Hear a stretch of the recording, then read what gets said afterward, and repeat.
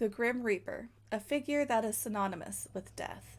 A skeletal figure shrouded in dark robes with a giant scythe and an hourglass, come to whisk away the souls of the dead and the dying and help them pass on to the afterlife. A figure that has been seen in our culture since as early as the 14th century. But why? What is the origin story of the Grim Reaper? Why is it a symbol of death? And why the scythe? Let's find out on today's video of Morbidly Macabre. Hi, my name is Jax, and you're watching Morbidly Macabre, the show where I talk about morbid history, the origin of horror tropes, and other spooky topics that might catch my interest. I post every Friday at 10 a.m. Pacific Time, and I also stream 5 to 6 days per week on Twitch at JaxMarieGaming. If you enjoy what you see here, please consider hitting that like button and the subscribe button, as my channel is slowly growing and I really want to get more reach out into the greater YouTube atmosphere. Now, let's get right back into the story.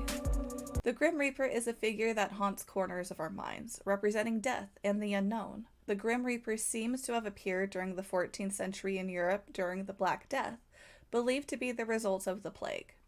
With death so heavy on their minds, it's no surprise Europeans conjured up an image to associate with death, but why a cloaked figure? The earliest personification of death was seen in ancient mythology. The Greeks had Thanatos, the god of death, who would accompany the departed to Hades and deliver them to Charon, the ferryman of the river Styx. He wasn't ugly or scary. He was attractive and a pleasant man who was there to help. In Norse mythology, the Valkyries were beautiful women who escorted the souls of warriors killed in battle to Valhalla. Valkyries were similar to angels, the intermediaries between gods and humans. Personification of death has been around since early history. So where did the Grim Reaper come from? As people died during the bubonic plague, the Black Death as it was called, death began to appear as a skeleton in artwork. He was often shown holding a type of weapon, like a crossbow or darts, eventually being replaced by the imagery of the scythe. The paintings varied, and sometimes showing death mowing through crowds of people like they were grain, harvesting their souls. Other paintings showed skeletons with young women to represent the link between life and death. There was also the idea that death could lure people to the grave, hence the danse macabre, or the dance of death. Skeletons in circles dancing with people of walks of life from young to old. After refining and painting and more mythology, the Grim Reaper came to be. The reason for his figure being a skeleton is death was huge at this time. It was a huge part of daily life, with at least 25 million people dying from the bubonic plague. It's not a stretch of the imagination to assume medieval people were used to the concept of death. Artists began depicting skeletons as death in their art, because skeletons represent the decay of flesh, what's left after the body returns to earth. The black cloak, or the color black in general, has been associated with death and mourning.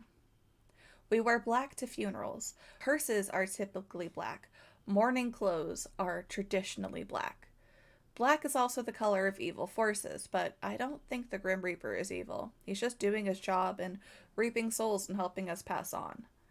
The cloak gives the Grim Reaper an air of mystery and the feeling of menace.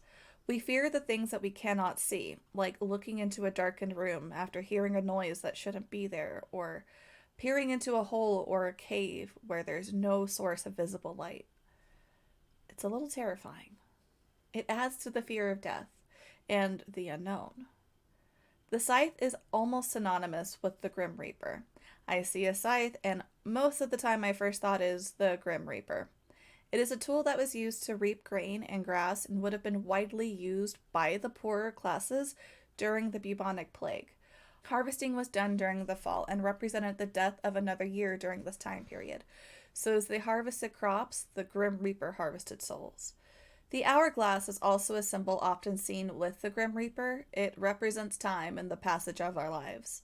When the sand runs out, we die. Pretty straightforward symbol.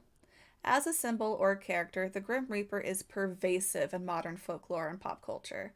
There are stories of cheating death where the protagonist would outwit death and send the Grim Reaper on a whole wild goose chase. The dance macabre became a type of play traditionally used by churchgoers to prepare them for the inevitability of dying, usually taking place in a cemetery or churchyard, and dramatized a victim meeting their death. In the second part of The Deathly Hallows by J.K. Rowling, when Harry meets with Dumbledore for the last time, it could be described as the dance macabre. He's meeting death. So overall, the Grim Reaper is very much alive and well in pop culture today. We see him referenced everywhere. TV shows, movies, books, video games, music. Fear the Reaper. Just like we can't escape death, pop culture can't seem to escape the Grim Reaper. Well, that's all I have for you today. Thank you so much for joining me. Remember, if you liked what you saw today, please hit that like button or the subscribe button. I appreciate all of my subscribers. And if you have any topic ideas, please leave them in the comments below. Today's topic idea was inspired by me actually playing The Sims and seeing the Grim Reaper and thinking, where did he come from? Remember, I stream over on Twitch 5 to 6 days a week at JaxMarieGaming if you want to go over there and give me a follow. If you really like my content, please consider giving me a subscribe over on Twitch. And thank you so much again for joining me, and as always, stay curious. Good night.